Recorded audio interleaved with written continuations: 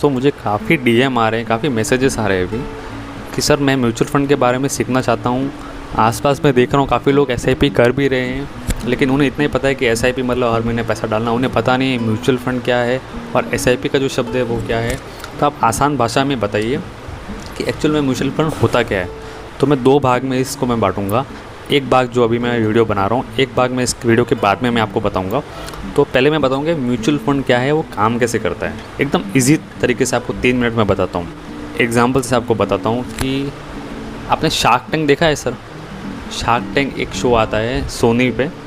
आप उसके top videos देखिए, यूट्यूब पर जाके शार्क टैंक लिखिए। और जिन्होंने देखा है उनको मैं बताता हूँ कि शार्क टैंक का मतलब ये होता है, जो बड़े बड़े जो इन्वेस्टर होते हैं, यानी अनुपम मित्तल जो शादी.com के फाउंडर है, वो क्या करते हैं, वहाँ बैठते हैं और जो अलग अलग बिजनेसेस आते हैं वहाँ पे पिच करने कि सर ये मेरा बिज़नेस है, तो वो बिज़नेस मॉडल को समझते हैं। समझने के बाद में कुछ पैसे, यानी अपना जो पैसा होता है उसका 5% या 10% ही उस बिज़नेस में लगाते हैं, उस बिज़नेस में हिस्सेदारी लेने के लिए, यानी प्रॉफिट शेयरिंग लेने के लिए। अब मुझे एक बात बताइए, आज के टाइम में कौन नहीं चाहता कि हमें भी हिस्सेदारी मिले, यानी प्रॉफिट शेयरिंग। क्योंकि it's very hard to own a business. हमें किसी भी बिज़नेस में हिस्सेदारी मिलना बहुत ज़्यादा मुश्किल है ऑफलाइन, बाहर, लेकिन ऑनलाइन ये बहुत इजी है। यानी आपको रिलायंस में हिस्सेदारी चाहिए तो आप क्या करोगे, रिलायंस का शेयर खरीद सकते हो। आपको कोई हिस्सेदारी चाहिए तो आप उस कंपनी का शेयर ले सकते हो, राइट।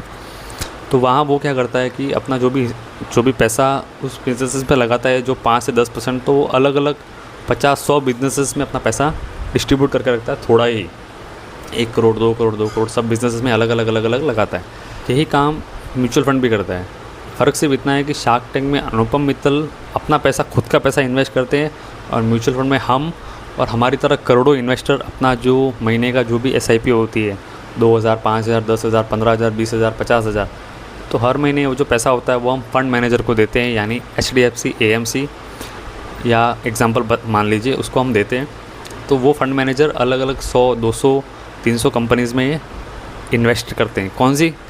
जैसे कि बैंकिंग हो गया, यानी जो बैंक में आपका अकाउंट है, आईटी यानी जो एप्लीकेशंस आप यूज़ करते हो, टाइप से एफएमसीजी हो, दाल दही साबुन टूथब्रश, एफएमसीजी सेक्टर में आता है, बिस्किट्स। तो इस टाइप की जो कंपनीज होती है, एक में नहीं है, मल्टीपल बिजनेसेस में वो लगाते हैं। वो भी कौन सी? Only listed. नॉन लिस्टेड में क्या फर्क होता है? लिस्टेड यानी आप उस कंपनी का शेयर आप देख सकते हो, जो हिस्सेदारी, और उसी कंपनी को, तो लिस्टेड कंपनी को हर 3 महीने में अपना जो प्रॉफिट, जो लॉस है, वो आप पब्लिक करना पड़ता है हर 3 महीने में कि कंपनी का प्रदर्शन कैसा है। जो शार्क टैंक में आते हैं वो अनलिस्टेड है, वो अभी तक लिस्टेड नहीं हुई है, वो अपने लेवल पे ही बिजनेसेस कर रहे हैं। अनलिस्टेड मतलब समझो कि आपका जो किराने वाला वो अनलिस्टेड है, और लिस्टेड यानी ब्रिटानिया, वो लिस्टेड है। इस तरीके से ब्रिटानिया का प्रॉफिट हम हर 3 महीने में देख सकते हैं। तो जो लिस्टेड होते हैं उन्हीं में ही म्यूचुअल फंड इन्वेस्ट करता है, इसलिए बहुत ज़्यादा सेफ हो जाता है, क्योंकि हर 3 महीने में फंड मैनेजर को पता होता है कि किसका पोजीशन ख़राब हो रहा है, किसमें से निकलना है। यानी आपके एक एक 100 रुपये एक एक रुपये में डिस्ट्रीब्यूट होकर 100 से 150 200 कंपनीज़ में जाके इन्वेस्ट होता है। इस तरीके से आप जो भी प्रोडक्ट, इन्वेस्टमेंट का प्रोडक्ट लोगे, वो हमेशा म्यूचुअल फंड के जो इकोसिस्टम है उसमें ही चलता है। यानी आपने समझ लो, जो इंश्योरेंस इन्वेस्टमेंट प्रोडक्ट किया है, यानी एलआईसी है, तो वो भी यही करता है। एलआईसी अपना पैसा एलआईसी के पास नहीं रखता है, वो भी अलग अलग गवर्नमेंट बॉन्ड्स, सिक्योरिटीज़, कुछ एफडीज, कुछ इक्विटी, कुछ का शेयर लेते हैं वो, और अलग अलग सेक्टर्स में लगाते हैं, वहाँ से जो इंटरेस्ट अर्न करते हैं। लेकिन आपको कुछ जो परसेंटेज होता है उतना ही मिलता है, बाकी वो एलआईसी के प्रॉफिट में जाता है। इस तरीके से ये मैं आपको इकोसिस्टम समझा रहा हूँ, सिंपल। तो अब इसका फ़ायदा क्या है? इसका फ़ायदा ये है कि हमने जो एसआईपी से 100 रुपये जो लगाए हैं, वो अलग अलग फंड मैनेजर ने अलग अलग जगह इन्वेस्ट हुए, वो अलग अलग बिजनेसेस में इन्वेस्ट हुए। कब ये कंपनी का प्रदर्शन कर ख़राब भी होगा, तो बाकी की जो 95, 96, 99 जो कंपनीज़ है, उसका प्रदर्शन अच्छा हुआ तो हमारा रिटर्न ऐसे भी हमें मिल जाता है, और फंड मैनेजर उस ख़राब प्रदर्शन वाली कंपनी से निकल के आपको नई कंपनी में जाके इन्वेस्ट होता है। किस तरीके से ये जो इकोसिस्टम है ना, काफ़ी सिंपल तरीके से डाइवर्सिफिकेशन जो होता है ना, यानी हम अपना पैसा एक ही जगह नहीं लगाना चाहते हैं। हमारा पैसा वो कहते हैं ना, सारे अंडे एक जगह नहीं रखने चाहिए। उसी तरह है, बहुत ब्यूटीफुल तरीके से म्यूचुअल फंड काम करता है। आपके जो 100 रुपये अलग अलग जो सेक्टर्स, कंपनी और जो बिजनेस में इन्वेस्ट होते हैं और उसकी हिस्सेदारी आपको मिलती है, वो हिस्सेदारी समझ लो, मैंने आपको एग्जांपल दिया HDFC में, HDFC भी अपने पास हिस्सेदारी नहीं रखता है।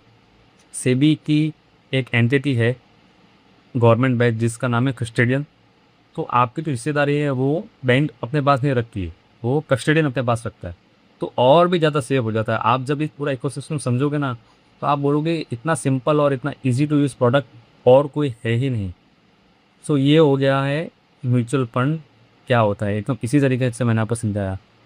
नेक्स्ट वीडियो में मैं आपको बताऊँगी SIP क्या होती है, यानी इन बिजनेस में इन्वेस्ट करने का जो ज़रिया है वो SIP क्या होती है, ये मैं आपको नेक्स्ट वीडियो में समझाऊंगा। तब तक के लिए बने रहिए और चैनल को ज़रूर फॉलो कीजिए कि इसी तरह ईजी टू अंडरस्टैंड वीडियोज़ मैं आपके लिए बनाता हूँ। Thank you so much.